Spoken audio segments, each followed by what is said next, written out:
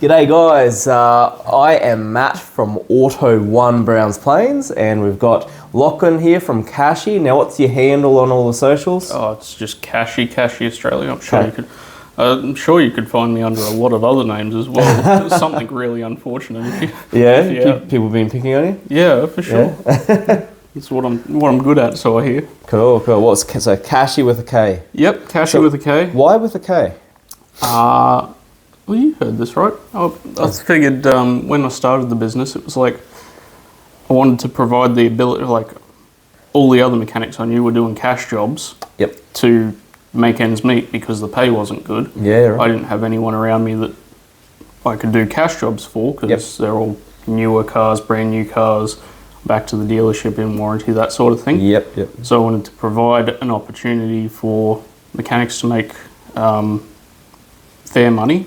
Yep. For vehicle owners to not feel uncomfortable with the mechanic because they get to deal with a mechanic one-on-one. Yep. Real mechanics. Real mechanic directly to your house. And I figured, well, if it's based on that principle of cash jobs, we'll call it Kashy. But and it's real good. Like 50-50 people either hate it or love it because they're like everyone comes polarizing. Like, oh, is it tax?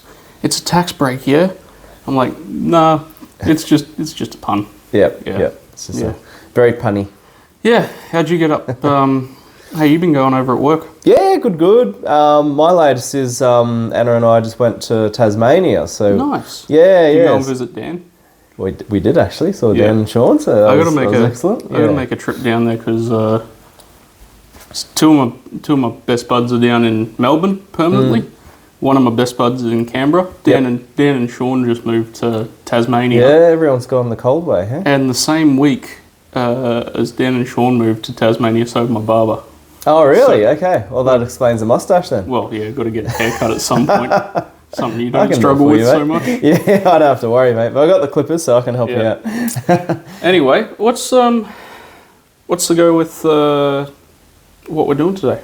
Okay, all right. So we've got a little bit of a list, and we're gonna rush through it too. We're gonna do a quick episode. So we'll see how that goes. See how popular it is. The first thing I wanted to talk about is the Tesla has decided to end the Model S and the Model X. So Model X is the one with the cool gull-wing doors, and you can see them dance to music and all that sort of stuff. Falcon doors. Falcon doors. Is that Falcon what you doors. Okay, not gull-wing.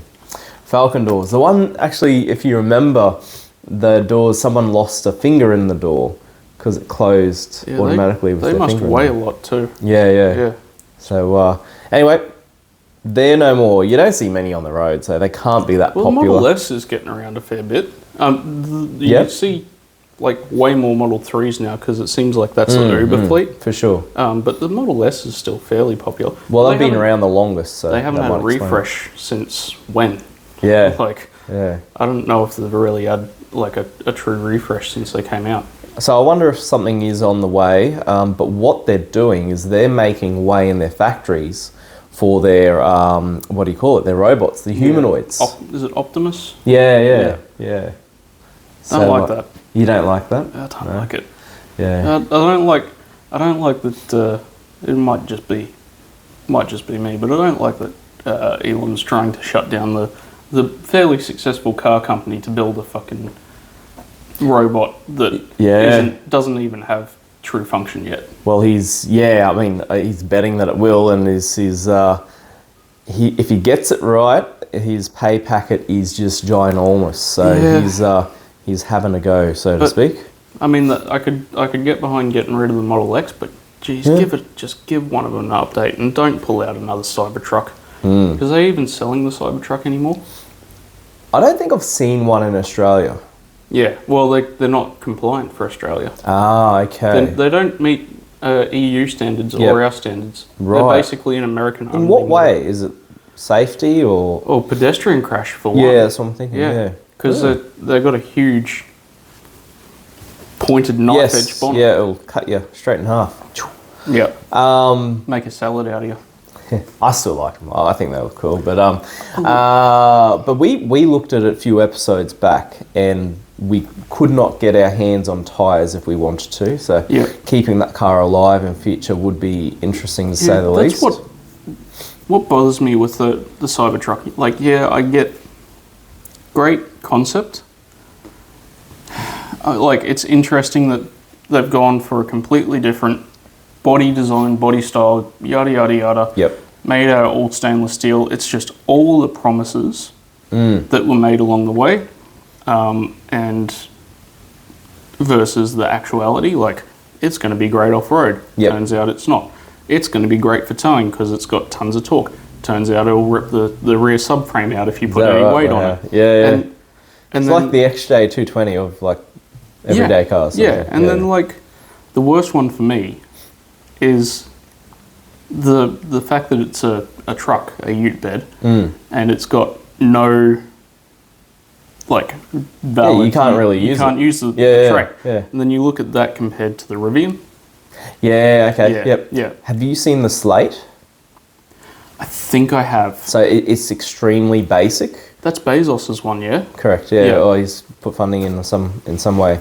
So it's very basic, and it's designed to be modified. So you can starts off as a ute, and then you can start to add things on there. So you can add you can turn it into a wagon if you wish. It's all about customization to the point where they don't even have speakers for talking. For music and all that sort of stuff. You bring your own sort of Bluetooth speaker or something like that. What it seems like is if you're a billionaire, you get to make your own car. Yeah. If you're or Homer Simpson. If you're a multi-millionaire, you get to buy a car. Yep. If you're a billionaire, you get to make a generic electric SUV. Yeah. So they're making way for the Optimus, which is going to be interesting. It's going to be interesting to see if they pull it off. And one thing to show you in return to that, have you seen the Rivian R3? No. They're like mini hatchback crossover. Oh, okay. That's coming up. Okay.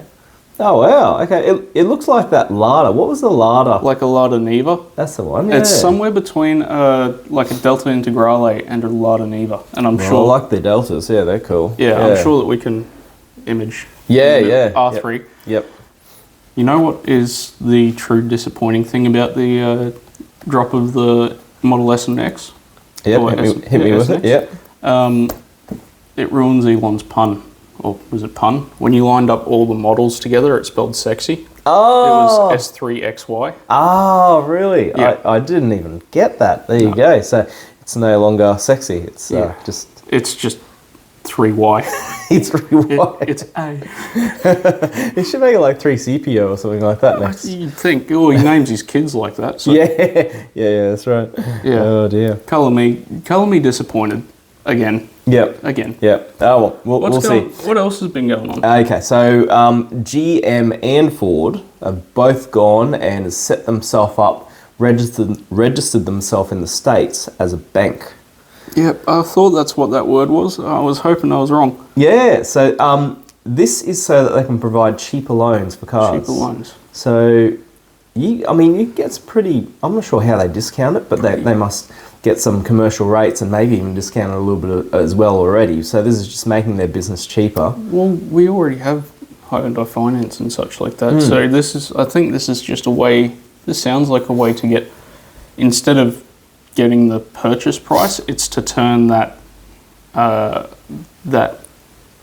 loan, which they were giving anyway, it's to turn that loan into a secondary revenue stream that can be reinvested. Yeah, okay. Yep. Almost like a subscription for a car. Yeah. Well, if they made the price of the car before, now they're making the price of the car and the interest. I don't know if I like that. Yeah. You know why I don't like that?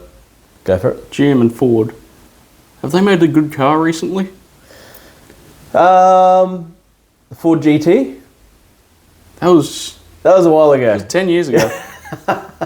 No, okay, GTD. So they're leaning on this. This is their saviour. Well, if you can't trust Ford to make a car without a recall, do you trust them with all your money as well? Oh yeah, no, it's fraught with error. Yeah, but look, if it means that I can get a Super Duty on 1% finance instead of 7% finance. Yeah, that's right. And I can spend 130 grand on a truck tomorrow instead of buy a house and call it a Raptor and put it on there. Yeah, exactly. So I wonder, it's a good way to sell more Rangers. Yep. You think that'll? Well, I mean, it's in the States, so it's going to be F trucks or something like that. So I think they'll potentially sell more if they bring their interest rates down a 0.5% or 1%, or if the finance rates, but, you know, if the finance rates, I think that's it. If the finance rates are there, but then part of me wonders, like, are they going the same way as RACQ did? Because you got RACQ Bank as well. Ah, yes. Where they slowly try to like incorporate every aspect of either your financial or your right. Right. So they might be trying to get out of automotive, or not out of automotive, but diversifying within automotive. Yeah. Well, I mean, for Ford, that's probably not a bad. Hey, look, it's not that I don't like Ford. Yeah. It's just that Ford needs to improve themselves greatly. From time to time. Yeah, for sure. GM as well. I've been thinking, this gets me to thinking to the Kia Tasman. Yeah. So I'm not sure if it's Kia themselves or a specific dealership, but someone's come out with a discount list for last year's model Kias. Yeah. Up to 14 grand off.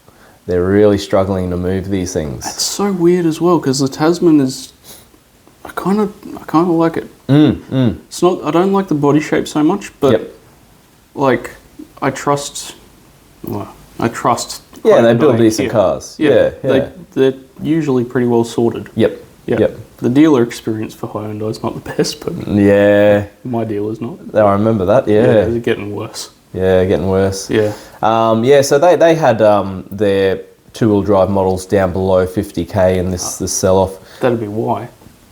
Who buys a two-wheel drive, four-wheel? Oh, but wait, their four-wheel drives. I think they had some down below 60k for the four-wheel drive model, which puts them in BYD Shark territory, because I think you can pick up a BYD Shark for about 55 or something like that. Yeah, I think that was our argument as well. Do you weigh up the Ranger Raptor or the Shark, because they're similar power, but the Shark's half the price? Yeah. So and the market's spoken, because I think the Shark. I have to fact check myself on this, but I think the Shark is outselling. I think I haven't seen a Ranger Raptor on the road for weeks and weeks and weeks.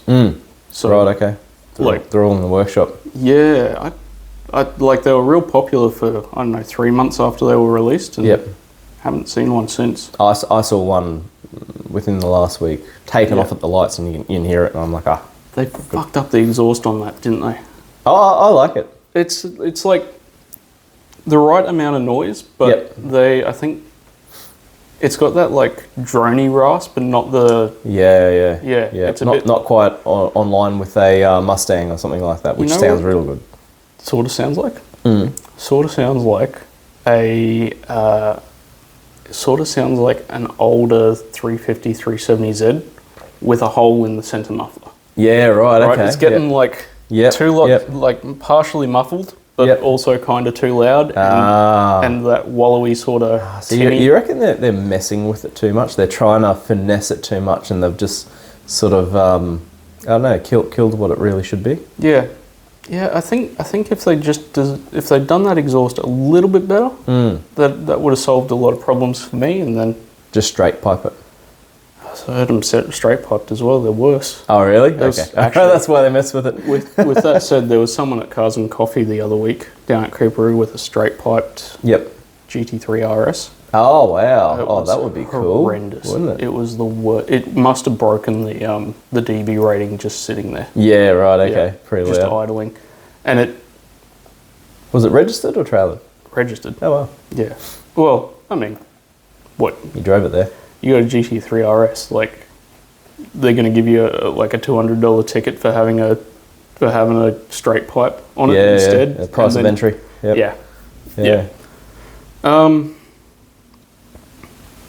What are we up to? The Hell Kitten. Yeah. So I sent a video to you a couple of weeks ago of the Hell Kitten, which is a smart car with a Hellcat engine. Is that right? A Hellcat engine, 6.2 litre.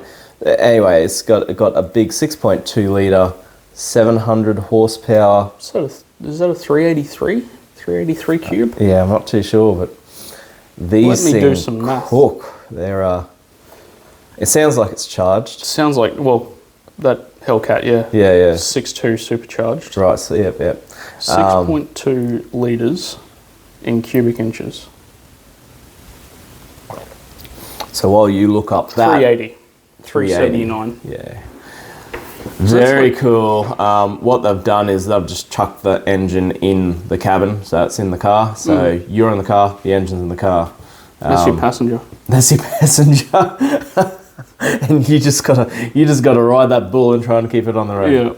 Yeah. I feel like that's too much power. It is, because there's videos of it like going off on two wheels. It's crazy. That's would you rather have, this just thought hypothetical, would you rather have Hellcat powered smart car or Turbo Hayabusa powered smart car? Oh, the turbo Hayabusa. Yeah, for sure. High revving, so yeah. Yeah, and like a little bit less horsepower, but more usable. Yep. Way smaller engine, way lighter engine. I'd loved it, even a Mini. Just a Mini with that end. Yeah, K-swapped old Mini. Yeah, well, that'd be cool. B-swapped old Mini. That'd be cool as well. Yeah. But no, there are people, I mean, as all of us blokes, we like to track what's on Marketplace, and I keep an eye on the Mini scene on Marketplace, and there was someone recently selling bike swap. I think it was, maybe it was just a 600cc or something like that. Or maybe it was a litre. Either way, they did that, and then the thing you got to think about is your reverse gear. But they had a reverse gear. I'm not sure if it was like a hydraulic motor or something, some separate motor to run reverse. Yeah. I've seen that. You know, cool. Same as the Aussie racing cars, because they need a reverse, but they're they're at FJ 1300. Right. Okay. Older air-cooled 1300 motorbike engine. Yep. They have gear teeth cut in the rear disc rotor, and they use a starter motor to wind it backwards. There you go. Yeah, that's cool. I saw might have been Hayabusa swapped MX-5 on HP Academy. Yeah, nice. Podcast a while ago, and he was saying, I could sort out the reverse gear, but it weighs 800 kilos, and so far it's not been a problem to just roll it back by hand. Just put your foot out the door and sort of push. On the topic of ridiculously scary cars, I got one to tell you about. Maybe on the next one. Yeah, because we've gone from fast car to even faster car. Yeah, these are cool. I mean, I see a few of these on the road here, so which is cool. This is the latest Corvette. Yeah, well, it's been out for what, 5, 6, 8 years now. Oh, wow, pretty getting along. That escalated quickly, yeah. But they bought out the C8 Corvette, the ZL1X or whatever. Right, okay. I was listening to the Smoking Tire. Way over 1,000 horsepower, combination of I think twin turbo V8 flat plane and electric motor, and just maybe we're getting a little bit too much. Oh, okay. There's such a thing as too much. Yeah, well, I mean, so this is my my other crazy car, which I worked on a Hyundai Ioniq 5N, the new EV super sport SUV, whatever. Oh, yeah. Hey, was that the model that we saw at Cars and Coffee a little while ago? That's other Matt. Yeah. And I'll tell you what, that puts your car to shame. Yeah. Like your car's arguably cooler. Yeah. But that makes thing, more noise. That thing makes me motion sick from accelerating. Right. Okay. That's cool. And that's what I'm getting at. Like, new Corvette's got 800,000 horsepower on tap, through to 1,200 horsepower. That thing's got 600, 700, 800 horsepower. It does 0 to 60 in just an obnoxious time. A couple of seconds, yeah. Like, at what point, it's not usable on the road. And it's just sort of stressful to have that much available speed. Because if you put your foot down too much for half a second, you're in jail. Yeah, that's right. Yeah, it's all wank factor, isn't it? I think so. Yeah. I think there's a lot of argument to be had, and like, I think there's a lot of argument to be had for a car company bringing out a smaller, semi-sporty something that makes like 300 horsepower instead of 12 million horsepower. Yeah. Like, I'm waiting for the day that we get a 400 horsepower mid-rear engine EV with like a 600k range. Yep. And like a usable boot. So like, if we could make 2030 vision. Yep. Of the MX-5. Toyota, I was going to say, you're saying mid-engine though, so it'd be like MR2. Toyota MR2, Yeah, that's something that they there's should rumours that it might happen. Yeah, I'd be up for that. Yeah. Can you imagine that? 300, 400 horsepower That's MR2? a good amount. Yeah. That's solid. If they get the weight down, I'll just be watching the weight. 1,500 kilos. Yep. 1,500, That's a decent weight, yeah. I'd be happy with that. Because, I mean, that new, I put my jack under that, my 2-ton jack under that Hyundai, and you can feel the weight. Like, as soon as you... 2-3 ton or something like that? Or? Must be. It's Yeah. And Matt said that he thinks that they've understated the weight a little bit. Yeah, gotcha. So, okay. I think I was fucking terrified to work on that as well. Yeah. Zap. Well, yeah, I did a set of brake pads front and rear. Okay, yeah. And a brake bleed. But I worked on Dan's little hybrid Corolla. Yep. And I had to pull the caliper off for that for some reason. Okay. And he walked past with the key at one point, and the car decided to like get ready to start. Uh-oh. And it fucking primed the brake caliper on my hand. Oh, geez. It was like just a light squeeze, but... Oh, that's a bit of a tip for the home gamer. Hey, if these modern cars, they do these prep things when you... Well, especially the hybrids, because they're... Even when they're asleep, when they sense the key and the door opens, they wake up quick, and all their accessories on secondary circuits. I've heard, I think we've experienced this as well, I've heard of when you're working on some of these modern cars, you know, a lot of the time you have the keys, you chuck them on the dashboard, put the windows down so you don't all that sort of stuff. But the cars, they're made to sense when the key's in the car, and then they start turning things on to prepare for you. Yep. So you're draining the battery when you've got the car. So if you have the car for a decent length of time, you can really drain the battery. Some of them, some cars are even sensitive to keys being in the garage for that. Yeah, right. Yeah. Okay, there you go. But the biggest one that I've heard with that stuff is actually, if you got the EV or any of that, what you want when you're going to work on the hybrid, you need to put the key like in a Faraday bag. Yep. And like at least 5 or 10 meters away. Yeah, right, okay. All right, so, that's good to know. It might only be 2 or 3 meters realistically. Yep. But in its own bag. Just be conscious of it at least. Yeah, and I was kind of lucky because Matt did the Amazon thing. Yep. And accidentally bought like a 6-pack of Faraday bags. Ah, okay. And I was like, before I started, I was like, we're going to need to put the key on the other side of the house way, way away. And he was like, actually, don't worry, I got a bag. Yep. And you can keep it, so. That's good to know. Yeah, there you go. So, all right, so we'll move on to the next section, recalls.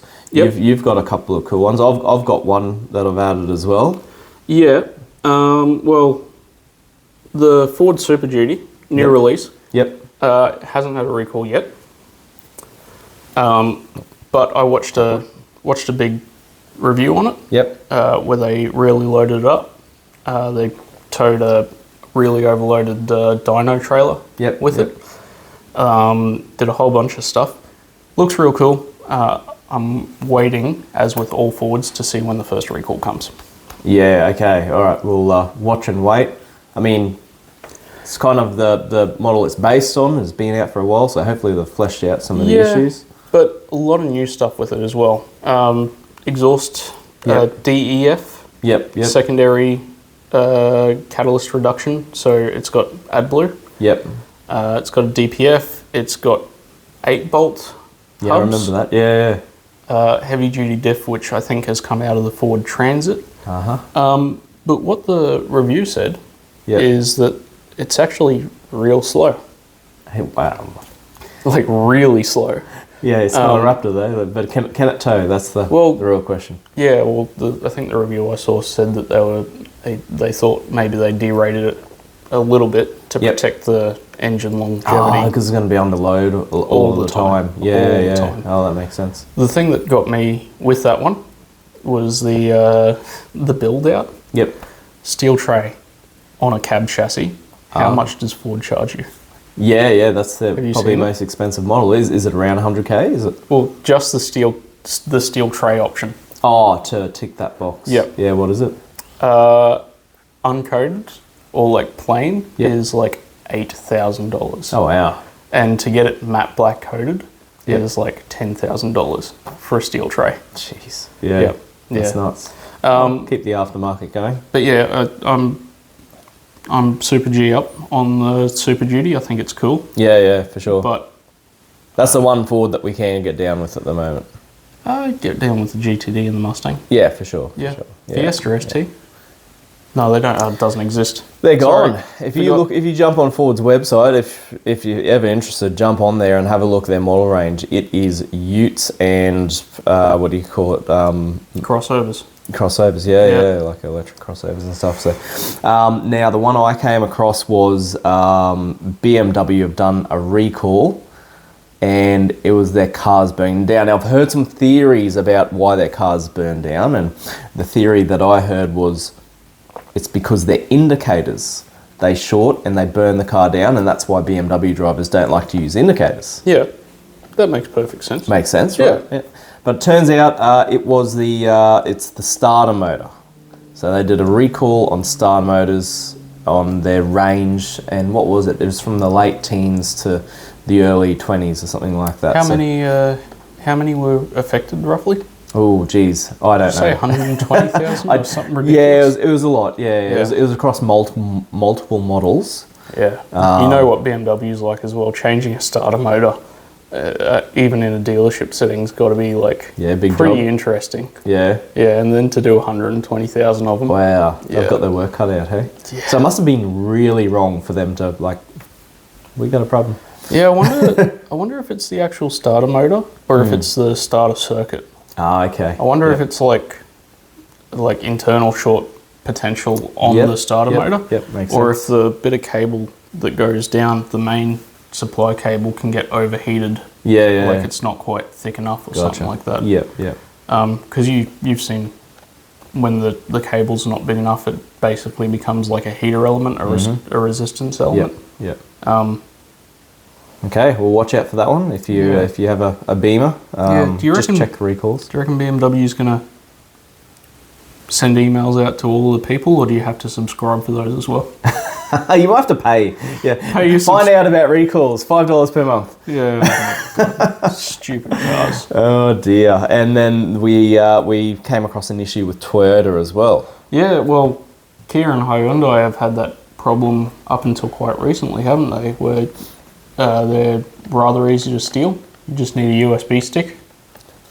Ah, yes. Yeah. I was talking to you about that. Yeah, so there was... now, I'm trying to remember who did the episode. I think it may have been The Drive. They did an episode about 200 and 300 series getting stolen. Yep. And it was right in our backyard here in Queensland. And they were stealing them, chopping them up, putting them in a container, putting something else in the container above or in front of them, and then sending them off to, I don't know if it was the Middle East or all these other sort of countries elsewhere.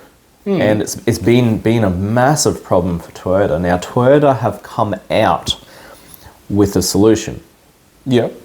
The steering wheel lock. Yep. So those things, they were out, I don't know, back before our time even. Yeah, so. I remember my pop had a Suzuki Swift, and he always had the cross lock on it. Yep, that's the one. Conspiracy theory. Go for it. I got a theory here. Might be a little unfleshed out, but what if seeing as all the Middle Eastern countries and North Korea and such are all sanctioned. Yep. What if it's actually Toyota is stealing back their own cars to sell off into the Middle East? Yeah. As seeing as they're not allowed to sell directly there. Yeah, that's right. Yeah, so it's they can build their dream, so to speak. Yeah. Yeah. Yeah. And they can, I guess, because they can defeat the GPS as well. Because that was the biggest thing, I thought, with the newer Land Cruisers and such, is when you stole them. They've got some sort of GPS tracking. Yeah, usually. So they must have found a way around that. Up until now, a lot of thieves have been ditching them after like 10 or 12 hours because... they're tracked by it in that time. Yeah. Yeah, gotcha. So... Yeah, I know up north, and this is before these current models, they're popular to be stolen because they're more likely to have a long-range tank, so they can steal them, get a long way, and then go on from there. Yeah. But yeah, no, it's it's people are aware of them now and trying to find ways to sort of get around the improve the security so you can get for $200 you can get a Toyota branded steering lock with Toyota written on it. And guess how long it takes to cut through that steel? 15 seconds. Yep, 20 seconds. It's ridiculous. so I think as a drive as well, they grabbed it and they they did a video on cutting through it. So. Yeah, I think I saw that. You saw that, yeah. Well, I saw it pop up on my feed. I haven't watched it yet. I'm terrified. Shall we rush through these last couple of things so we can get off? Yep, I think our alarms are going. So we can do this one extremely quickly. You see this in stores. We sell them. It's a solar panel. You put it in your dash. You plug this into your accessory socket, and it's meant to be a way to charge your car while you're away. Yeah. Garbage. Shit. I tried it in the forest. It didn't work. So maybe certain cars' circuits are not conducive to charging your battery with this. I'm not sure. Interested to see. I'd be interested to see if this could do like battery keeper function for if you were doing like a, you know how sometimes when you change a battery, it's beneficial to have like a memory keeper thing. Yep. Yeah, I wonder if that could do that. I'll tell you what voltage. I mean, it doesn't even have the voltage printed on the back. Its voltage is going to be absolutely minimal. So I'm not even sure if it would be a reliable way to do that. That's got to be like a 10-watt solar panel or something tiny. Probably less than that even. Yeah. What I would be doing is changing this accessory plug out and then using it for something else. Yeah, well, that's the same plug as half the battery chargers out there, so it's probably pretty handy. Yep. So, rubbish. We might save the blowers for last. What have you brought in today? Well, I wanted to talk about a brand that you don't stock, but that I've been... What is it? What brand? Kitten. Japanese brand. So this is a spark plug socket. Okay. Made in Japan. Cool. Made in Japan. That has like super ultra thin walls, super tight access for getting into places. Yep. If you can see, but yeah. Magnetic inside as well. Okay. Yep. And that little bit of cutout there. Yep. Isn't just to make it lighter. It's so like as you're pulling out, you can sort of get around corners. So especially handy for like Subarus. I see you can chuck a wrench on that top bit if you. Yep, if you really need to. Comes in all the regular sizes. I think those are moderately expensive. They're a bit much, but if you look specifically at the like wall thickness around that's it's minuscule. Really thin, isn't it? Just really high quality made tool. Yeah, and it doesn't taper too much on those edges as well, which is good. One thing that these Kitten things seem to do real well is they fit bolts almost perfectly. Yeah. So like you get onto it, say, and there's like half a degree of wiggle maybe. And those look mega shallow. Yeah, that's so shallow. Yeah, it's like a toy.